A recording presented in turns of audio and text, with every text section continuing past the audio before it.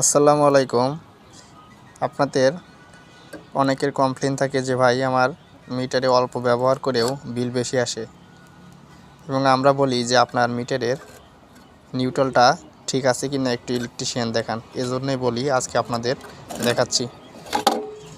একটা ভাঙা মিটার নিয়ে আসছি। মূলত দেখতে পাচ্ছেন এটা হচ্ছে ফেস, এটা হচ্ছে নিউট্রাল, এটা নিউট্রাল, এটা ফেস, ঠিক আছে। এখন এই বেকারটাতে দেখতে পাচ্ছেন, এই সার্কিটটিতে দেখতে পাচ্ছেন যে এখানে মূলত ফেজ দিয়ে বিদ্যুৎ ঢুকে সরাসরি ফেজ দিয়ে বের হয়ে যাচ্ছে, এই ফেজ দিয়ে বের হয়ে যাচ্ছে। কিন্তু নিউট্রালটা দেখতে পাচ্ছেন, নিউট্রালটা এদিক থেকে ঢুকে এখানে একটা আছে কারেন্ট ট্রান্সফরমার, যাকে বলে সিটি। এই সিটি দিয়ে এই দিক দিয়ে পাস হয়ে যাচ্ছে। হ্যাঁ, এখন আপনারা বুঝতে পারছেন কি না যে এই কারেন্ট ট্রান্সফরটা মূলত নিউট্রালে সংযোগ দেওয়া আছে।